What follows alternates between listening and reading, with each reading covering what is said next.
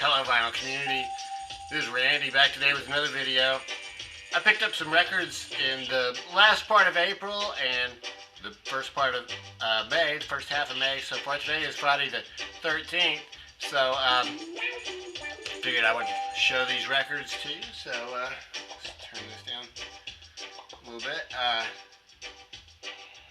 Weather's finally turned warm, so listen to some reggae today as background music. This is Lee Perry instrumentals. So yeah, we hear that today. The first record I have to show you is jazz record. Joel Ross, The Parable of the Poet. Joel Ross is a gatefold looks like. Joel Ross is a vibraphonist. I think he's based in New York, and this is a Blue Note release. This is his third record for Blue Note. I still have his first two records. So those sound good. I commented on his last record that on his tone, there didn't seem to be any sustain on it. There was no ringing sound after the note was struck. I'm sure that must be something that you have some control over on the vibraphone. I really don't know too much about the vibraphone, but I can tell you the very first song on this album starts out with a really ringing tone on the first song. So it's almost like he saw my video and responded to it. But yeah, on this record, really, this is very much a group effort. You can see that this is a big band here on this record, and it's well, it's very much a group effort. You'd hardly even know that Joel Ross is the leader of the band. There's not that many vibraphone solos. Everybody gets to take solos on this. So this is I guess you call it a very spiritual record. It's instrumental. There's no singing on it.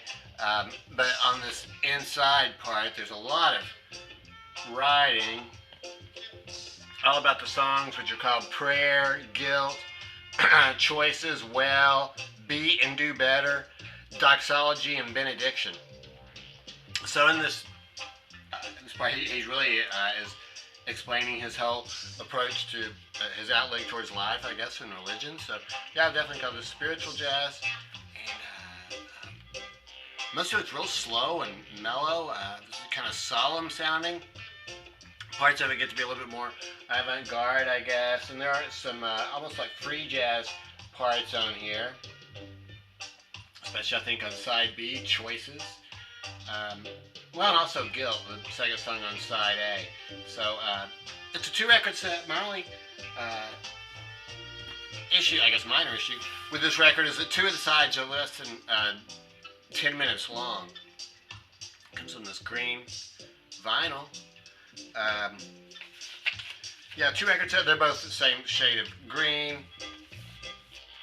So two of the sides are about, 15 to 18 minutes long, and two of them are only less than 10 minutes long. So that's just, I guess, the way records are made now. Some of them are longer, I guess, taking advantage of CD links or whatever. But the record's really good overall. Yeah, very spiritual sounding, and yeah, very enjoyable, very quiet. It's not party music at all. I wouldn't say that it swings, but yeah, very cool. I got this new Pink Mountaintops record. Here's the hype sticker for it. Pink Mountaintops is, I guess, sort of a side project for Stephen McBean, the main guy from Black Mountain. I believe this is their fifth album. The first one on ATO Records. The first four were on Jaguar. They're a Canadian band. This says Factor Canada down there, and then on the inner sleeve it tells us that this project is funded in part by Factor, the Government of Canada, and Canada's private radio broadcasters. And then he also goes on to thank the magical humans who helped beam these recordings from outer space to planet Earth. So yeah, extraterrestrial music here, I suppose. There's a picture of the inner sleeve. Here's the cover again. I really think this is one of the worst album covers I've I've ever seen. I'm not sure what they're thinking of with this album cover, but the music's really cool. So if you know Black Mountain, I would say it's kind of well. I mean, he's the singer for Black Mountain, so the vocals sound very much the same. It surprised me when I first put it on because the first song on it is their cover of Nervous Breakdown, Black Flag's Nervous Breakdown. And I hadn't even looked at the names of the songs or anything, so that kind of surprised me. They did a cool version of it. I think it's not as good as Black Flag's version, of course, but it's a cool version of Nervous Breakdown. And then there's a song on here called Nicky Goes Sudden. Well, and then there's some other songs, but then there's another song on the last song on side one is called Swollen Maps. So I looked on Nicky Sudden, that name sounded familiar to me. It turns out that he was in a band called Swell Maps, a British band from the 80s, 1980s, I think. So I guess some of these songs have some reference to him or that band. The lyrics are all right here, printed out, but they're kind of cryptic. I mean, it's really kind of hard to say what he's singing about it. They're very cool. It all sounds good. So, and this one is on Gold Nugget. Gold Nugget vinyl. Yeah. So yeah, Pink Mountaintops. This is actually the third of this is their fifth album. It's the third one I've gotten. So yeah, cool band. I got some Record Store Day records. I didn't go to Record Store Day, but I ordered these online afterwards. So the first one I'll show you is this. Here's the hype sticker for this Gong record. It's called Gong in the 70s. This is fantastic. I really like this a lot. It's kind of, I think, that period just after Banana Moon Band for David Allen, and this is when Gong was sort of forming, and most of this was recorded before they made the trilogy of albums that I think they're most well known for. The what is that trilogy? What is that trilogy called? So there's some live stuff on here, and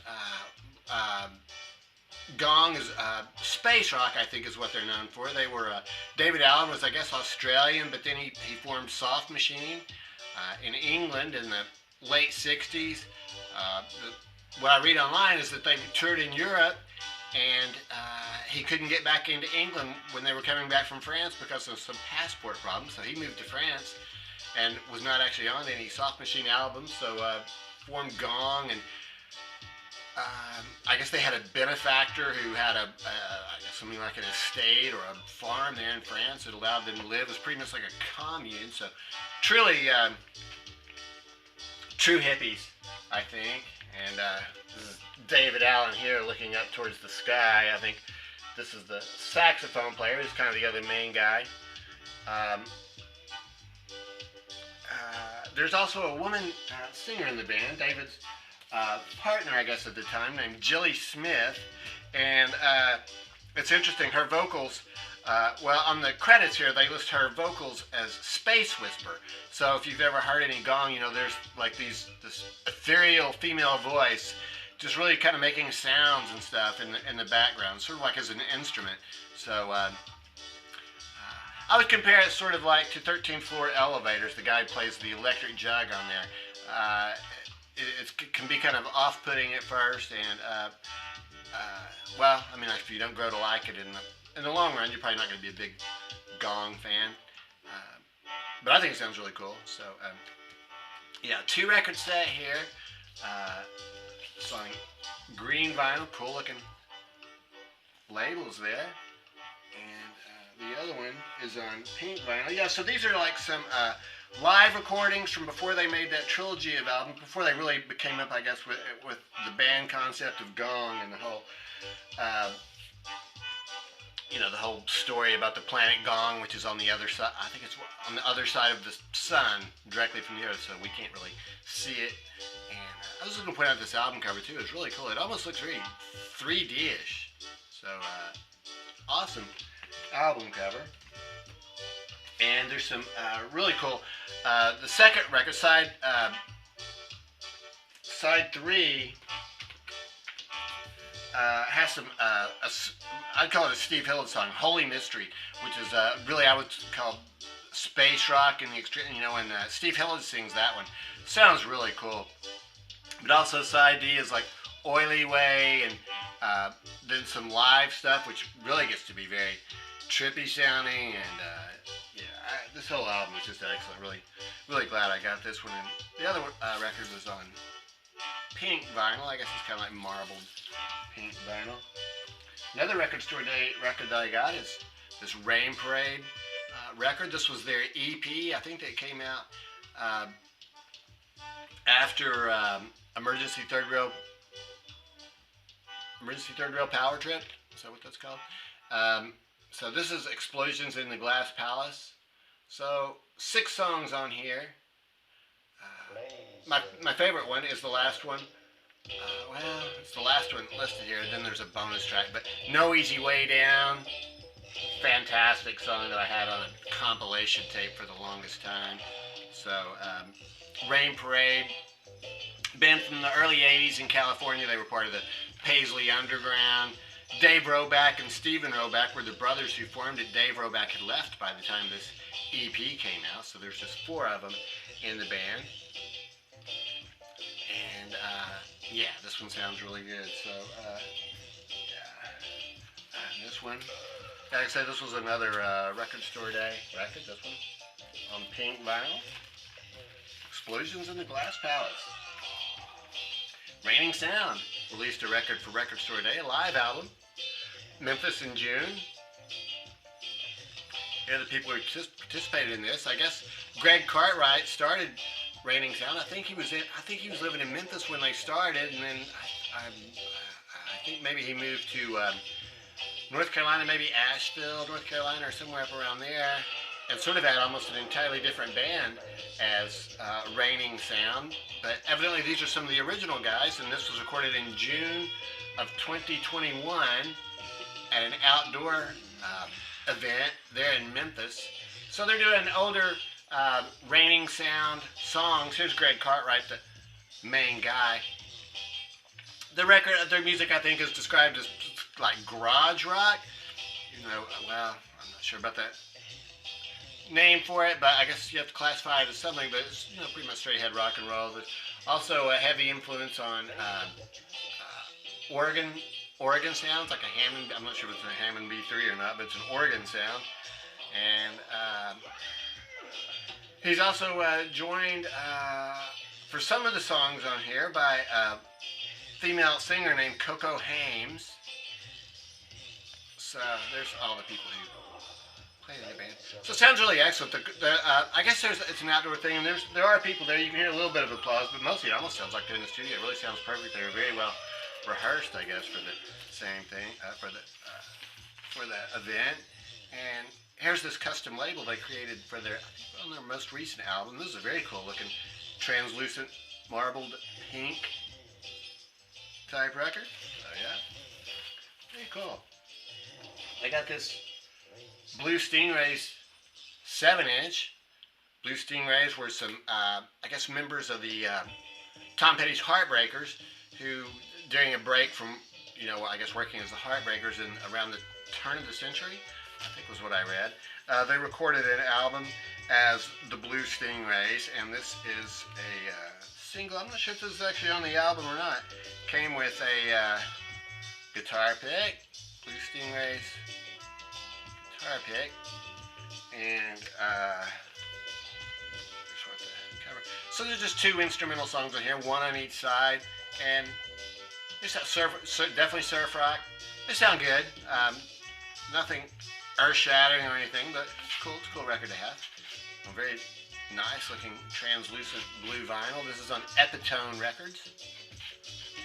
Dawn Patrol and Grits and Eggs are the names of the songs. Got another 7-inch single in the mail. This is actually, this is from last year. This is from Volume 6 Sub Pop Singles Club. This one was delayed, I think, in manufacturing or getting shipped out. And then when they shipped it to me in February, mine never got here. Then I got the first records for this year's, for Volume 7, and I realized I'd never gotten this one, so I contacted Sub Pop and they sent it to me, so that was good. I'm glad they did, because this turns out to be the best one of the year for Volume 6. This is a band that's called, what was the name of the band? The Black Tones, and I was just reading in Discogs that they are a brother and sister, twins. They're twins. He plays drums, and I guess she plays guitar and sings. And it's really cool. Two fantastic songs. I mean, I would call them, I guess pretty much straight ahead rock and roll songs, and it's really cool. Translucent red vinyl with a nice looking blue Sub Pop label on there. So yeah, Sub Pop Singles Club. So yeah, the Black Tones. I'm glad to get that one.